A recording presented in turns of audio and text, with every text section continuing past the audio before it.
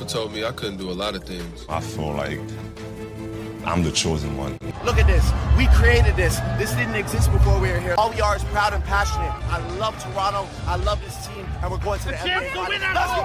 Let's go! Nothing matters but winning. Welcome back to episode 35 of Rapzville Weekly. I'm your co-host, Gabriel Chelio, partnered with Adam Casucci. And today we are doing a Week 10 NBA recap. We talked about the conference finals last week in our Week 9, and we were edging our way closer to the finals, but we weren't there yet. This week we are getting to the finals. Before we start, we'd just like to say thank you everyone that supported the last video, the OG Anunoby origin story. It's doing quite well compared to the rest of our videos, so thank you everyone for the support and hope you stick around. So moving on to the week recap, the first game that we're talking about is the Nuggets versus Lakers Game 5, which happened on Saturday after our recording. The Lakers ended up winning this game 117-107 to finish off the series. They won the series in 5 games, which is a coincidence, I would say, that every other playoff round they've had so far, every other series, they've also won it in 5 games. So maybe that's a telltale sign of what's going to happen in the finals now that they're going to be moving on to that. But we'll see what happens. They did it against Houston. They did it against now the Nuggets. So it's clear that it might happen again. The Lakers dominated most of this game. They won every quarter except for the third. And they also shot very efficiently, 54% from the field, while the Nuggets only shot 42%. The Lakers also did much better on the glass this game. They completely dominated it. And specifically, one player that dominated this game was LeBron James. He had a stellar performance with a huge stat line, which we'll get to after. But in the fourth quarter specifically, you really saw LeBron's dominance. And that is the type of caliber of play people expected to see from him. And they wanted to see from him this playoff to truly cement his place in maybe the all-time greats, as this is a big season for him in determining where he stands along the greatest players of all time. People love having that debate, LeBron versus Jordan, which maybe we'll get to one day on the podcast. But people are often debating where he stands. And this series and this season really is going to tell where he falls on that standings, because another championship would do wonders for him. If he loses, it kind of ruins that record he has even more. But then again, he has made the finals multiple times. This is his 10th time making the finals now, and only 4 other players have done that. Sam Jones, Bill Russell, and Kareem Abdul-Jabbar. So he is among the top of the top company-wise, and he's smashing records left, right, and center. In the finals, we'll get to that when those type of games, but he's been passing NBA Finals rebounds, assists, points, games played. He's just smashing records left, right, and center. So he's continuing to show his legacy. But in the fourth quarter specifically, we really saw his dominance. There was about 4 minutes left in the game. He was already having a phenomenal game, but he needed to close this one out because the Nuggets, this is do or die for them, obviously, and they were coming out hard. Jokic was trying to make as much shots as he could. Same with Murray, but LeBron just took over. Started with a sidestep midi, which was tough, guy in his face. Then the very next play, fade away on Murray. Then the next play after that, dribble pull-up, fully contested. And finally, he had an open 3 for a half second that a defender came off him, shot the 3 and made it. So those 9 straight points amped up the Lakers extremely. They had Nuggets had to call timeout after that, and the Lakers were all jumping on him. And I think JaVale McGee was putting the crown on his head for the King James because he dominated that final quarter, and especially that stretch late in the game. When you're putting up numbers like that, it really you lose a lot of confidence as the opposing team, and those 9 straight points, that really put the Nuggets at bay. For the Nuggets, leading scorers, they had Grant with 20 points. Shout out to him. This is the end of their run, so we're going to give some acknowledgement to them. Grant's been phenomenal this series as a third star, practically. Adam, the analyst, predicted this, so Yeah. Shout out to Grant for doing good. He played 46 minutes this game, most out of any of the guys. Jokic only 30 minutes of played, but he only had 20 points, 7 boards, 5 assists. Grant added 9 rebounds, by the way. And then Murray, 19 points, solid game for him, 8 assists, but their shooting weren't the best. Murray shot 7 for 17, Jokic 9 for 16, Grant 7 for 18. Nothing too special. You had Porter off the bench and Morris 10 apiece. But, that wasn't enough for them. And, I guess against the Lakers, especially a huge star power like that, you need one of those games where Murray just comes out balling with 35. It just needs to happen because you need to find some way to manage the Lakers' scores. Because LeBron, like we said, was absolutely dominant, and his stat line shows that. He was 38, 16, and 10. 16 rebounds in a closeout game, 10 assists, triple-double, 38 points. He almost got a 40-point triple-double on 15 for 25 shooting. It doesn't get better than that. On the floor, he had a plus-minus of 12, so he literally on the floor was just being dominant. Davis, meanwhile, had 27 points, 5 boards, 3 assists, 2 steals.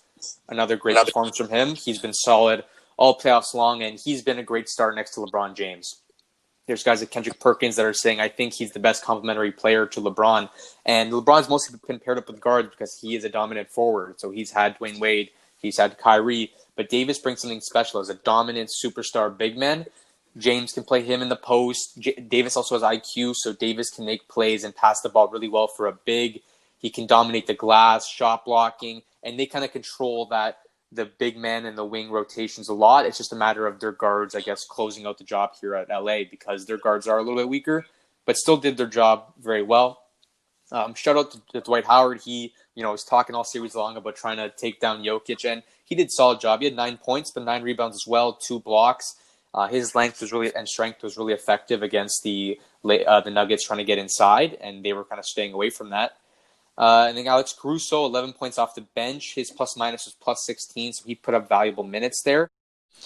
Okay, so Gabe, when looking at the Nuggets and Lakers series, with the Lakers winning in 5, if the Nuggets did take this game 5, which would have made this series 3-2 for the Lakers, do you think the Nuggets could have put on another Cinderella story series and come back and win this thing? Do you think they had enough star power and enough depth on the bench to make this happen?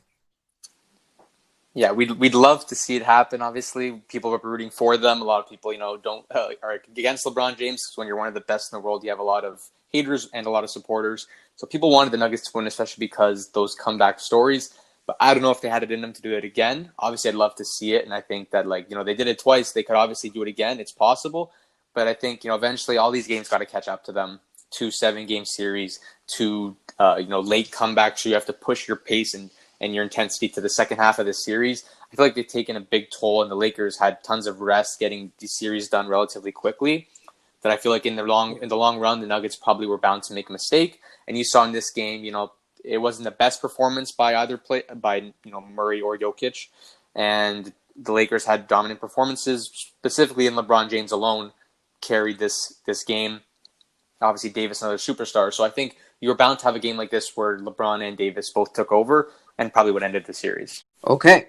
And for my second question, I was going to ask you, do you think physicality is the answer to stopping Jokic with Davis and Dwight Howard guarding him for the Lakers? I think Jokic is a great player, great IQ, and he knows how to create plays in the post position, even if he's getting guarded by a strong guy. But I think that it does help stop some of his offense with the back downs and the post moves. You have guys, Davis and Howard, even McGee, they're all strong guys and they're very long. So they got great contests and they can change shots around the rim. So it makes it very difficult for someone like Jokic to work in the post when you have guys like that guarding him. Okay. Moving on to the Miami Heat and the Boston game 6, which was the Sunday. Miami were also able to close out their series this week, 125-113. In the game, the Heat were very efficient, 56% versus Boston's 43% from the field, and 48% from 3 is a fantastic shooting performance. The game was relatively close for most of the time, but the Heat started and ended this game strong. So it's very important to keep your rhythm, to start off the game with a good rhythm, because it kind of sets the tone and the pace for the game. If you're coming out and you're showing that you're the superior team, and showing that you really want to win that game, especially in a big game 6 when the series is winding down, it's really vital. And I think that helped them. The Celtics' main 4 all scored above 20 points. However, this wasn't enough. They didn't have enough power outside that big 4. They needed another inside presence, to stop Adebayo, I think. And they couldn't really do that. So when looking at the box score here, Tatum had a fantastic game. Like I said, Walker with 20, Tatum with 24 points, Smart with 20, and Brown with 26. But then you see that drop-off with Daniel Tice with 6 points. And it's just you're lacking that skill at the center position. Even though he brings other attributes like hustle and other things to the table, second chance opportunities, but he just doesn't have that raw skill set that these other 4 players on the Celtics starting lineup do have. And they didn't get much help from either Cantor, another scoring threat off the bench, only played 8 minutes, got 3 points. Gordon Hayward, 32 minutes, only 12 points, 5 for 12 shooting. It has to be much better from him if this Celtics team were to advance to the NBA Finals. And it didn't work out that way. Brad Stevens kind of went away from playing Brad Wanamaker, only 9 minutes, 0 points, didn't have the impact like he had in the Toronto Raptors series versus the Celtics. And Williams as well, Williams III, he just didn't have that spark that he had against playing against guys like Marc Gasol for the Raptors, and he didn't have that great of a series, to be honest. In this Game 6, moving on to the Heat, Bam had a great game, 11 for 15 from the field, 32 points, showing why he is such a great big man in this game and is one of the top 5 centers in the league. Butler had a decent game, 22 points, 8 for 19, 8 assists, so he did enough. Crowder, 9 points, average performance. Dragic, 30 minutes, 13 points. Duncan Robinson also pitched in with 15, 5 for 7 from 3. Iguodala and Hero, obviously huge minutes off the bench, 28 for Iguodala and 35 for Hero. And scoring 15 for Iguodala and 19 for Hero. So this is huge, and Iguodala showing his experience, shooting 5 for 5 from the field and 4 for 4 from 3, which is absolutely incredible. For him, knowing that he's been in the finals, and I think he's made 5 or 6 straight finals. 6 straight. 6 straight finals. So Iguodala, that's huge for him and for the Heat to have an experienced veteran like that who can step up at big times.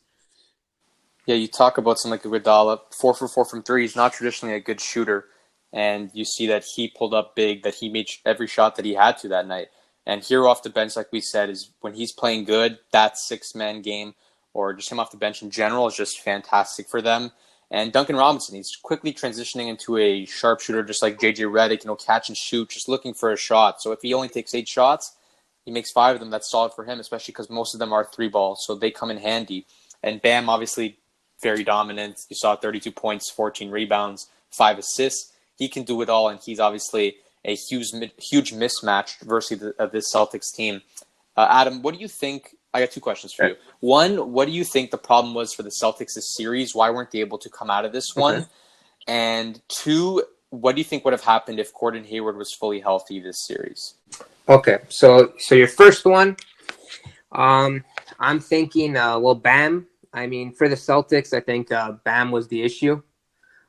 Just no one could guard him on the inside. I mean, when you look at Robert Williams and Tice, they're very energetic centers. They bring the energy, but they don't have that physicality. Being 6'9" and 6'8", I think Bam plays, and Bam being 6'9", Bam, I think he plays better than his height. Obviously, at 6'9". Yeah. He plays like he's a bigger player and obviously more weight. The way he uses his body in the paint and his skill set in the paint around the basket. I mean, I think that was the big reason why Boston couldn't win this series. And what they needed to do more, I think, to using their small ball lineup, I feel they could have played a bit more not isolation basketball, but more pick and roll basketball with Walker and Tice. And kind of not giving too many possessions to Tatum on the isolation, because they had great defenders like Jimmy Butler on him and Crowder, and those guys can really contain a guy like Tatum, and it kind of showed in the series outcome. And what was your second question again? Gordon Hayward, what do you think would have happened if he was fully healthy this series or this playoffs? Okay, so for Gordon Hayward, if he was fully healthy, I think it changes everything. I mean, if he was playing like he was back in the Jazz days, where he was dropping 20 plus a night, I mean, he just looks tentative on the court. I mean, he doesn't have that explosive explosive slashing ability anymore. He's kind of hesitant with all these players around him, like Jaylen Brown, Walker, Tatum. He's kind of hesitant to kind of explode and kind of show his skill set. I feel he's taken much less shots than he was in the past, and I don't think Boston is the right fit for him. I think he needs to start maybe in a non-playoff team and kind of get his rhythm back in his offensive game, because this isn't him, and I want to see more from him. I agree. Before we move on to the next one, I just wanted to say, I think Bam was the problem. He is just a huge mismatch. Yeah. You see Celtics have that 4 star players in their guards and their forwards, and then Tice is the oddball out. Bam is like the perfectly countered for that, because the Heat's arguably best player is Bam at the center position, so we can dominate that matchup. And the other 4 kind of get shut down by Miami's zone defense, which we're going to get back to in the Lakers series. But against the Celtics, it worked wonders, because the Celtics are, a small ball team that like to move the ball in the perimeter. So they just use that zone to encourage the drive in order to break down the zone. And then encouraging that drive, you had Bam there to stop it, or you had the Celtics not being able to move the ball well enough. I don't think they were prepared enough for the zone defense that the Heat gave. Yeah, for sure. So moving on next to the Los Angeles Lakers versus Miami Heat Game 1. The final score was 116-98. The Heat were struck with 2 huge injuries, which was the story of the game, with Dragic and Bam. Dragic with the plantar foot injury, and Bam with the arm and hand injury. Butler also rolled his ankle mid-game, but came back out. That wasn't a huge scare for the Miami Heat. So when looking at Dragic's importance to the Heat, obviously him playing well in the first 3 series, him making a difference in their offensive game, hitting those big shots, going to the rack, setting up other guys like Bam in maybe a pick and roll, or just a little pass under the rim. And Dragic has been a great guy, and they need him, in my opinion, to win the finals against the Lakers. He's just a great offensive threat, pretty good defensively for his size, and they need him for sure, I think, to win this series. And when looking at Bam, when defending LeBron and Davis, he's the perfect height, and he counters Davis and LeBron's strength. And he's like that matchup that will give them a bit of issues. Him being out in Game 2 really hurts them. With Kelly Olynyk, he didn't really do the job in Game 2, so it's going to be important for Bam to keep those 2 guys at bay, and even Butler, if he can step up his defensive game, which I think he can, and guard LeBron. The Lakers have obliterated the rebounding matchup, 54 versus 36, because of no Bam. That's really the big issue.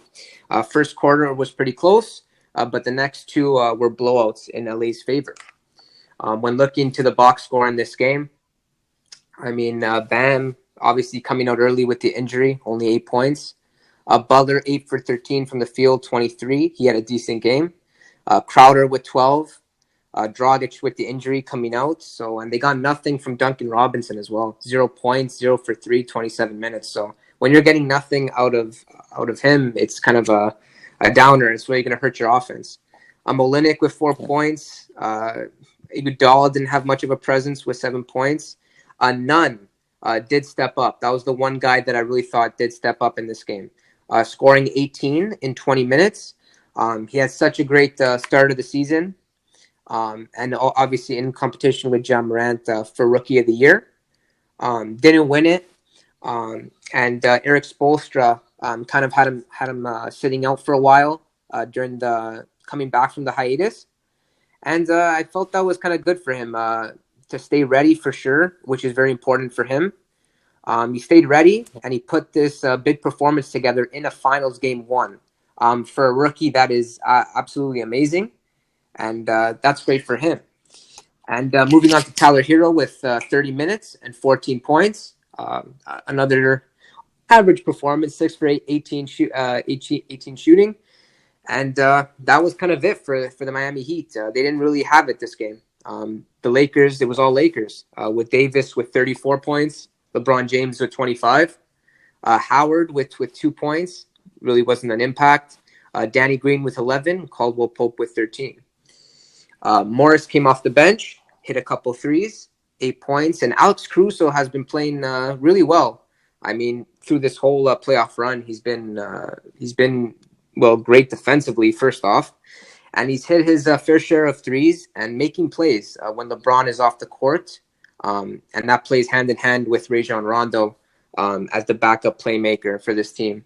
And he's been so great setting up, being the floor general, setting up the offense, and understanding the defensive schemes and helping that team that way. And Kyle Kuzma, last off, with 22 minutes, 3 points, not making that much of an impact. A lot of people are saying that he's just kind of faltering in this finals, but I think in these final games, I hope he could pick it up and play better. Yeah, okay, so moving on to game 2, the Lakers once again took this one 124-114. This game was closer for the most part. There was no sudden struck of injuries, which obviously was a huge impact in game 1. So Heat had time to be prepared and prepped for this moment. But LA still dominated the first half accordingly. They're up 68-54, which you kind of expect. Like we said, Bam and Dragic being gone are huge blows. You have no real stop for Davis and LeBron. You have Butler there, but obviously if there's a pick or something, then you kind of just have no one to really stop them as well as you can. You have Iguodala as your best bet for LeBron, but Davis is no good matchup. And Lakers have that size. They got Howard, they got McGee, they got big dominant centers that the Heat really don't have any match for right now. So that's a huge problem for them. The Heat actually shot better percentage from the field, but LA took 26 more shots, 26. This was due to LA's 16 offensive rebounds, and even defensively, LA dominated the glass. Obviously, no Bam, you lose a rebounding presence that's huge for them, and the Heat tended to go to a small ball zone. Lakers had much more second chance points and points in the paint accordingly. For the box scores, like we said, Kelly Olynyk, he had a pretty good performance. He didn't start at center, but he played a lot more than minutes, 37 minutes. He had 24 points, 9 rebounds, but the problem here was his defense. He pretty much lacks the defensive presence because he's an offensive scorer. He's a good shooter. He can shoot the 3-ball. He can get inside. He's pretty quick, but the problem is the defense. He lacks that presence. And I'm going to talk about the zone defense, but getting inside, there's no real stop for LeBron and Davis, and then the glass becomes a huge problem for offensive boards. You saw that the Lakers dominated that. Kelly Olynyk tends to sleep on that defensive end. Butler added 25 points. He played really well, 13 assists, 8 rebounds. He tried what he could to keep this game alive. And Hero started at 17 points. So pretty good performance from him, 7 rebounds. But he tended to go quiet in the second half of the game, especially starting near the fourth quarter. And then for the Lakers, obviously, they were just dominant. LeBron, 33 points, 9 assists, 9 rebounds, almost near triple-double again. Davis, 32 points, 14 rebounds. Once again, those two are the clear stars of the show, and it's hard to slow either of them down, let alone contain them. The other guys were a little quieter. Danny Green, 1 for 8, like we've talked about before, only 3 points. Caldwell Pope, 2 for 11 from 3. He had 11 points, and one of those threes was near the end. And then Kuzma, 11 points off the bench, a little bit better than last game. And then Rondo, he's been fantastic, like we said. Floor general, 16 points. He was scoring and shooting pretty solidly. Not traditionally the best 3-point shooter, but he shot 3 for 4 from 3. And he had 10 assists. He's moving up on those rankings as well. NBA playoff assist list, finals assist list. He's using his veteran experience and his knowledge to his advantage. But the problem, I think, is the zone defense. It was very effective against Boston, and they've been doing it all year. But the Lakers, I think they've learned from it. Earlier in the year, it was a huge problem for them. They didn't know how to react to it, and they weren't figuring it out until near the second half, where LeBron James, I think, their coach, really helped them understand what they need to do better. And this playoff series, I think they did their studying, they did their research in their time off before the series started, and I think they studied that zone defense, and they knew how to break it down. Because the key way is usually to get inside to the free throw line. They tended to do that either with LeBron or Davis. They'd play someone like that in there. So they're their threat. Either if they're open, they can shoot if the center's sagging. If they're not open, they can make a good pass because they're both high IQ players, or they can drive and create a handoff pass somewhere below the net. Then you have guys like Howard and McGee who stay near the rim. And then when you get someone at the free throw line or one of those areas in between the zone, you have them underneath the basket for an alley-oop, and they're phenomenal at finishing those. So it creates an opening in that defensive lineup. And, the Heat, they weren't really adjusting accordingly. They don't have Bam in the middle. They have Olynyk. So there's not really much stop or athleticism to stop someone like LeBron shooting, but then you have Davis under the net. So there's no reaction time, and there's not enough, help defense. They got guys in the wing like Butler, Robinson, Hero, And they're stopping the 3 balls from happening. They're kind of forcing that inside game. But once they get inside, the Lakers are very easy to break down this defense. And I saw it in games 1 and 2. It was just getting broken down time after time, especially near the end. They would just play LeBron or Davis either at the free throw line or under the net, and it would create some type of opening or would break the zone. And then it ends up getting a double team happens in the post, and they kick it out for a 3. Or they're just left open, or an offensive rebound comes in because you have dominant guys like Howard and Davis on the glass when LeBron puts up a shot. So you need Olynyk to contest that. And then you have 2 guys that are just board munchers. You can't leave them open like that. So they just completely dominated the past 2 games, and I think that the Heat are going to have to switch something up. And hopefully Bam and Dragic come back because that is an absolute necessity for them moving forward if they want to win the series. Adam, what do you think? What are your predictions for this series? The last 2, we said that you said Heat in 6 or 7 against Boston. It ended up being 6, so I'm going to take that win. But the Lakers, we gave the Nuggets a little too much credit, apparently. What do you think happens here now? Bam is hoping to come back game 3. It looks like he's expected to return. Dragic, we don't know. What's your prediction here? From looking at Eric Spoelstra's comments, he doesn't care what like the outside world thinks about this series, and he thinks the Heat can still win it. I think the Heat win game 3, and then the Lakers win the next 2. So I'm thinking as a total outcome, I'm thinking 4-1 Lakers win the series. Okay. But yeah, I think the Heat really play hard in this game 3, which is coming up tonight, and the Lakers with the experience of LeBron and I think Davis's skill, I mean, they take the next 2 and win the championship.